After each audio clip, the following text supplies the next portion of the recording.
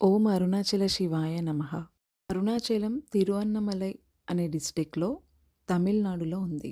అరుణాచలం పంచభూతలింగ క్షేత్రాల్లో ఒకటి. అరుణాచలంలోని శివలింగం అగ్నితత్వాన్ని కలిగి ఉంటుంది. ఇది చాలా గొప్ప పుణ్యక్షేత్రం. ఈ అరుణాచలం పరమేశ్వరుని జ్యోతిర్లింగ స్వరూపం కావటం వల్ల దీని చుట్టూ ప్రదక్షిణ చేయటం సాక్షాత్తు శివుని చుట్టూ ప్రదక్షిణ చేసినట్టుగా భక్తులు విశ్వసిస్తారు. పాదచారులై శివస్మరణ గావిస్తూ ప్రదక్షిణ చేసేవారికి మహాపుణ్యం లభిస్తుందని ఇక్కడి భక్తుల విశ్వాసం. గిరి ప్రదక్షిణ చాలా వరకు తార్ రోడ్ పైనే జరుగుతుంది. అంటే బ్లాక్ టాప్ రోడ్స్ పైన జరుగుతుంది. డే టైంలో సూర్యుని వేడి అనేది ఎక్కువగా ఉంటుంది కాబట్టి చాలామంది ఎర్లీ మార్నింగ్స్ కానీ లేట్ నైట్స్ కానీ ఈ గిరి ప్రదక్షిణని స్టార్ట్ చేస్తారు. గిరి ప్రదక్షిణ మొత్తం 14 కిలోమీటర్లు ఉంటుంది. ఈ గిరి ప్రదక్షిణలో దారిలో వచ్చే మొత్తం 8 లింగాలను మనం దర్శించుకుంటూ వెళ్ళాలి. మధ్యలో సూర్యలింగం, చంద్రలింగం అనేవి కూడా వస్తాయి. వాటిని కూడా అందరూ దర్శించుకుంటూ వెళ్తారు. మొదటగా అరుణాచలం గుడి యొక్క రాజగోపురాన్ని దర్శించుకొని అక్కడే మనకు కొబ్బరికాయలు, హారతి కర్పూరం అన్నీ అక్కడ అమ్ముతూ ఉంటారు. హారతి కర్పూరం తీసుకొని కొబ్బరికాయ పైన పెట్టి ఆ యొక్క రాజగోపురానికి 3 సార్లు హారతిలాగా ఇచ్చి మన ప్రదక్షిణని స్టార్ట్ చేయాలి. ఈ ఆలయం మొత్తం 25 ఎకరాలలో ఉంటుంది. 217 అడుగుల ఎత్తుతో కృష్ణదేవరాయలు నిర్మించిన తూర్పు గోపురం తమిళనాడులోనే 2వ అతిపెద్ద గోపురం. గిరి ప్రదక్షిణను అరుణాచలేశ్వర టెంపుల్ యొక్క రాజగోపురం నుంచి స్టార్ట్ చేయాలి. ఆ తర్వాత అక్కడి నుంచి మనం లెఫ్ట్‌కి వెళ్తూ ఉండాలన్నమాట. పౌర్ణమి రోజు చేసే గిరి ప్రదక్షిణకు ఎంతో ప్రాముఖ్యత ఉంటుంది. అరుణాచలంలో గిరి ప్రదక్షిణ ఏ రోజు చేస్తే ఏ ఫలితాలు లభిస్తాయనేది ఈ వీడియోలో తెలుసుకుందాము. ఆదివారం శివలోక ప్రాప్తి, సోమవారం పూర్ణ ఆరోగ్యం కలుగుతుంది, మంగళవారం గిరి ప్రదక్షిణ చేసిన వాళ్ళకి రుణ విముక్తి ఉంటుంది, బుధవారం సరస్వతి ప్రసన్నత, గురువారం గురు ప్రదక్షిణ చేసిన వారి గురుతత్వం, శుక్రవారం లక్ష్మీ కటాక్షం, అలాగే శనివారం గిరి ప్రదక్షిణ చేసిన వారికి గ్రహపీడ విముక్తి కలుగుతుంది. ఆ వారాల ప్రత్యేకతను బట్టి గిరి ప్రదక్షిణ చేస్తే శుభ ఫలితాలు కలుగుతాయి. సో గిరి ప్రదక్షిణ ఎలా చేయాలి అనేది ఇప్పుడు తెలుసుకుందాము. మొదటగా మనకు ఇంద్రలింగం టచ్ అవుతుంది. ఇంద్రలింగం అనేది రాజగోపురం నుంచి ఒక 1/2 కిలోమీటర్ డిస్టెన్స్లోనే ఉంటుంది. లెఫ్ట్ సైడ్ ఉంటుంది.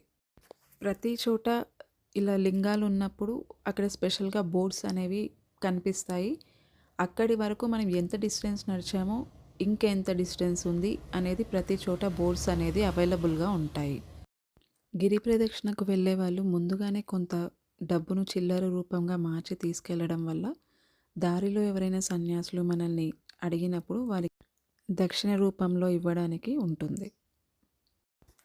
ఇక్కడ ఈ బోర్డ్ని చూసారు కదా, ఇంకొక 900 మీటర్స్లో అగ్నిలింగం అనేది ఉంటుందని అక్కడ మనకి చూపిస్తుంది. ఇకపోతే ఈ మ్యాప్లో ఏ లింగం ఎక్కడుంది, ఎంత డిస్టెన్స్లో ఉంది, ఎలా వెళ్ళాలి, ఎవ్రీథింగ్ ఈ మ్యాప్లో ఉంటుంది.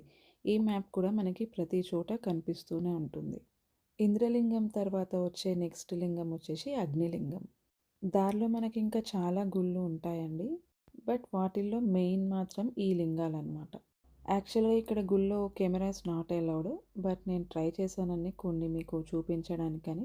అగ్నిలింగం దాటిన తర్వాత మనకు రమణాశ్రమం అనేది వస్తుంది. ఈ రమణాశ్రమం టెంపుల్ నుంచి 2 కిలోమీటర్స్ డిస్టెన్స్లో ఉంటుంది. దీనికి ఒక పర్టికులర్ టైమింగ్స్ ఉంటాయండి. ఆ టైమింగ్స్లో ఎవరైనా వెళ్ళి విజిట్ చేయొచ్చు. రమణాశ్రమం నుండి అరుణాచలం సిటీ వ్యూ అనేది చాలా బాగా కనిపిస్తుంది. ఈ బోర్డు వచ్చేసి తిరువన్నమలై అరుణాచలంలో టూరిస్ట్ స్పాట్స్ ఏమున్నాయి, ఎంత డిస్టెన్స్లో ఉన్నాయి అనేది ఈ బోర్డులో కనిపిస్తుంది. అగ్నిలింగం తర్వాత వచ్చే లింగం యమలింగం. ఇక్కడ బోర్డు చూసారు కదా, ఇంకా 10.40 కిలోమీటర్స్ అనేది ఉంది. ఇప్పుడు మీరు చూస్తున్న టెంపుల్ యమలింగం టెంపుల్ అన్నమాట. యమలింగం తర్వాత రోడ్డు మీద మీకు రౌండ్ సర్కిల్ తోటి బాణం గుర్తుతో కొన్ని సింబల్స్ ఉంటాయి అక్కడక్కడ. అక్కడ నిల్చొని చూస్తే మనకి ఈ నంది షేప్లో ఉన్న ఈ స్టోన్ అనేది కనిపిస్తుంది. యమలింగం తర్వాత వచ్చే నెక్స్ట్ లింగం నైరుతి లింగం. అండ్ గిరి ప్రదక్షిణ చేసే వాళ్ళకి ముఖ్యంగా లేడీస్కి ఎలాంటి ప్రాబ్లం ఉండదండి. ప్రతి చోట టాయిలెట్స్ అనేది అవైలబుల్గా ఉంటాయి. దారిలో మనకు తినడానికి చాలా ఐటమ్స్ అనేవి ఉంటాయి. ఎక్కువగా ఒకవేళ డైరెక్ట్‌గా నడవలేని వాళ్ళు సాక్స్ కూడా వేసుకొని నడవచ్చు. దారిలో చాలా టెంపుల్స్ ఉంటాయని చెప్పాను గదా! అందులో ఇదొక టెంపుల్ నవదుర్గ టెంపుల్. ఈ టెంపుల్ తర్వాత మనకి నెక్స్ట్ వచ్చే లింగం సూర్యలింగం. సూర్యలింగం చేరుకునేసరికి ఆల్మోస్ట్ మనం సగం డిస్టెన్స్ నడిచేస్తామండి. అప్రాక్సిమేట్‌లీ 7 కిలోమీటర్స్ గిరి ప్రదక్షిణ పూర్తవుతుంది. ఇక్కడి నుంచి ఇంకొక 7 కిలోమీటర్స్ నడిస్తే గిరి ప్రదక్షిణ పూర్తవుతుంది. కొత్తగా గిరి ప్రదక్షిణ చేసేవాళ్ళు నైట్ టైంలో ఎవరైనా ఉంటారా లేదా అని టెన్షన్ అస్సలు లేదండి. మీరు నార్మల్ డేస్‌లో అయినా సరే, పౌర్ణమి డేస్‌లో అయినా సరే, నైట్ 11 తర్వాత చేసినా, ఎర్లీ మార్నింగ్ 2కి, 3కి చేసినా కూడా అక్కడ మీకు పబ్లిక్ అనేది కనిపిస్తూనే ఉంటారు. ఈ టెంపుల్ వచ్చేసి అర్ధనారీశ్వర స్వామి టెంపుల్ అండి. ఆఫ్టర్ సూర్యలింగం తర్వాత వస్తుంది. ఈ దారిలోనే ఆది అన్నమలయార్ టెంపుల్ కూడా ఉంటుంది. చాలా బావుంటుందండి. కొంచెం ఎవరు ఇది టెంపుల్‌ని మిస్ అవ్వకండి. ఇది కొంచెం లోపలికి ఉంటుంది. మినిమమ్ 200-300 మీటర్స్ లోపలికి అనేది ఉంటుంది. ఈ టెంపుల్ వచ్చేసి గిరి ప్రదక్షిణ చేసేటప్పుడు మనకి రైట్ సైడ్‌లో ఉంటుంది.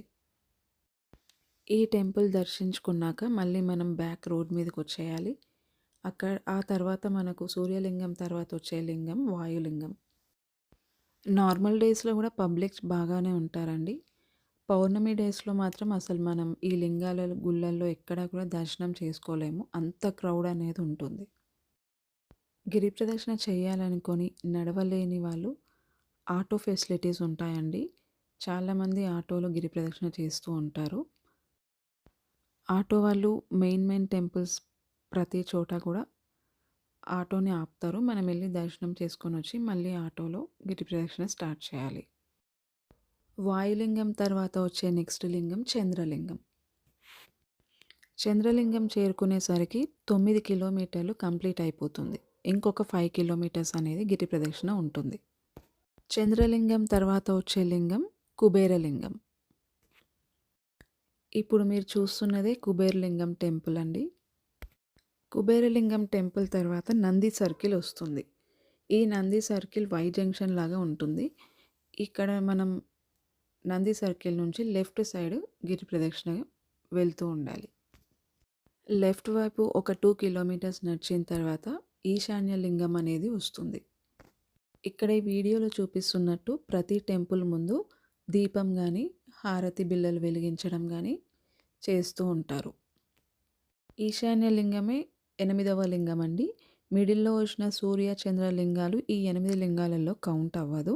ఈశాన్య లింగం నుంచి మళ్ళీ మనం రాజగోపురం అరుణాచలం టెంపుల్‌కెళ్ళడానికి ఇంకొక 2 కిలోమీటర్స్ దాకా ఉంటుంది.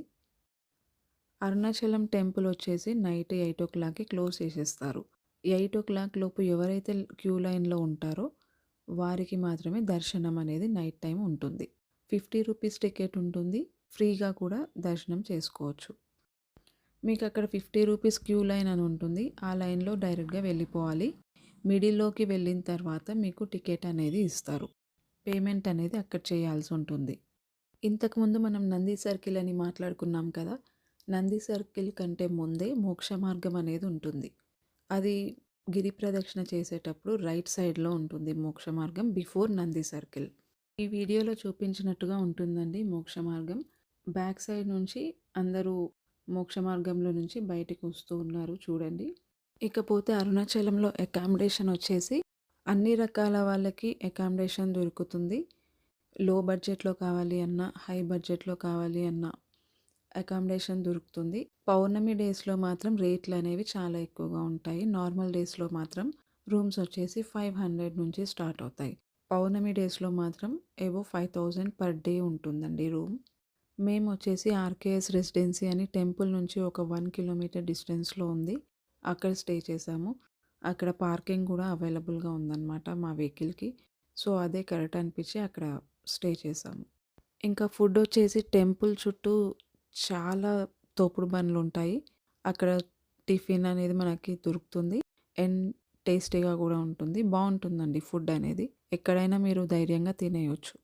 ఈ ఏరియాలో నైట్ 11 తర్వాత ఫుడ్ అనేది మనకెక్కడ దొరకదండి బయట. బిఫోరే మనం తినేయాలి.